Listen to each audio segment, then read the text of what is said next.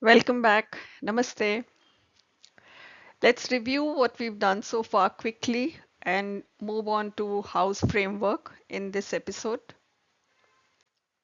What we've already covered is the birth chart north and south structures. We know the structure, remember ascendant, house numbers, planets. We are quite familiar now with all the planets, zodiacs, and houses, and we know that zodiacs or the numbers are what comes in the birth chart from wherever we download, and houses we'll know by virtue of where the ascendant starts. House number one will be where ascendant is, and the two, three will follow. And this is one slide you will see in the previous episode also. It You've gone through each house in detail, but what does it matter to me? What house is where and how? How does it all fall in place? So the houses are also grouped together. If you observed in all the 12 houses, some houses had some very nice things, and some houses had very scary things like jail or sickness or terminal illness or isolation. And some houses had happiness, luck, children, mother, father. So how do you understand this whole? A good way to do it is to group it together. So there are four groups we will run through. The Dharma group, which covers the first, fifth, and ninth house. Earth group, which covers the second, sixth, and tenth. Karma, third, seventh, and 11th. And Moksha, fourth, eighth, and 12th. And then it'll start falling in place how beautifully these structures have been designed. So let's go to the first, the trine, 159. It looks like a triangle also in both our charts. Here we are assuming this is the ascendant. I'm just trying to copy the same kundli which is the birth chart which is in the north structure to the south so that you can relate. So whoever's following the south version or north version, the ascendant here is number 9 or Sagittarius. Now 159 houses are number 9, number 1 and number 5. 159 uh, is the house numbers as well, and the zodiacs are 9, 1 and 5. Now what does it mean?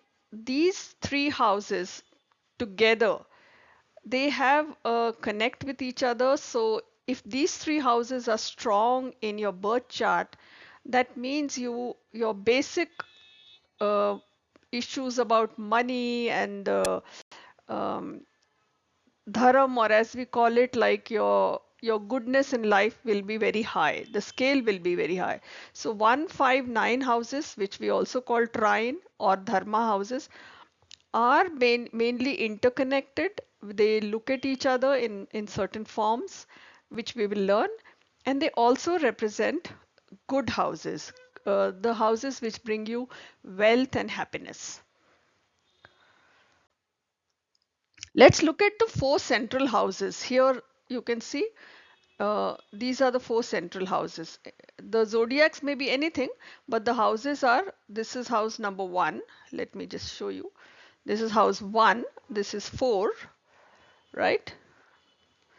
This is seven, and this is 10, right? Okay. Same thing with here. This is house number one, this is house four,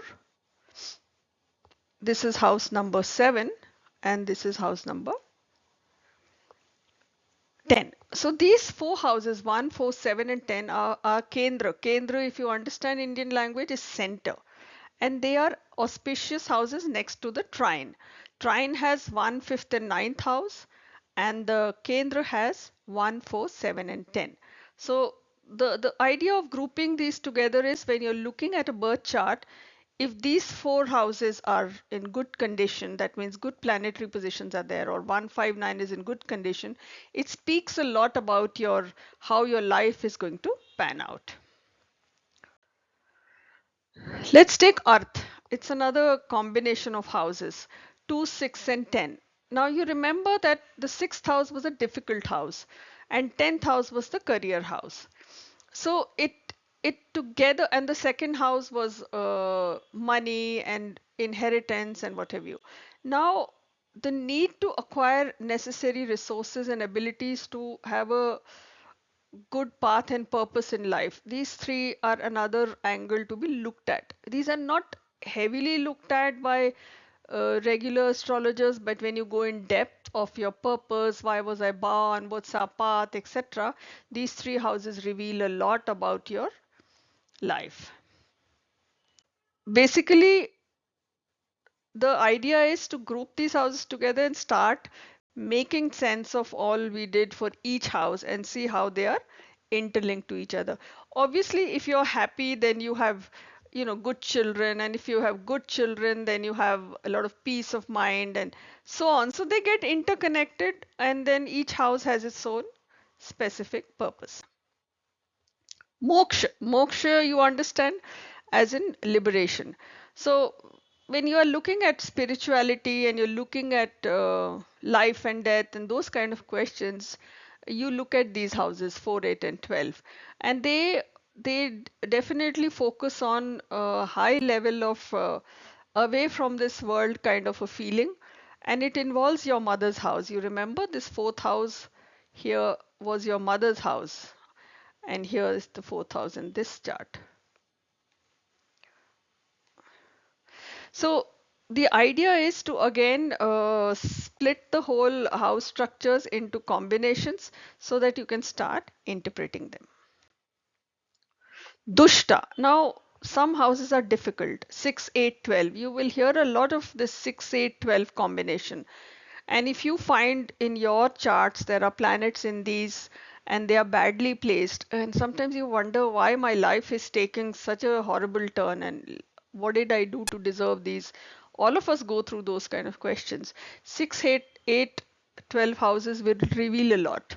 Why you're going through like unforeseen issues and so on, you will definitely find your answers for sure in these areas. And if somebody is under life and death kind of a pattern, definitely house number 8, which talks about terminal illness, right, is an extremely important house. So these are very critical to understand. This is house number 8 here, sorry, to understand that if you are going through some very difficult times, 6, 8, 12 will be a good referral to begin with, how these houses can be handled. So let's see as a summary, what do we see? We see trine 159, cardinal houses 1, 4, 7, 10, earth 2, 6, 10, kama 3, 7, 11, moksha 4, 8, 12, dushta 6, 8, 12. Mark these houses, see what kind of planets are there, start getting familiar, but also observe something very interesting. It's a, like I keep repeating, it's a very interesting science. Look at trine, it's got all odd numbers. Look at cardinal houses, it's got odd and even. Earth is all even. Kama is all odd. Moksha is all even. Dushta is all even. So you look at the kind of combinations they form, even and odd, and a lot more analysis will be done in very detailed classes later. But there is a pattern to the way these houses are structured.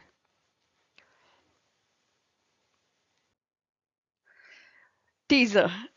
Is there an ideal horoscope or a birth chart with all the planets in the right places, right houses, and a very perfect life?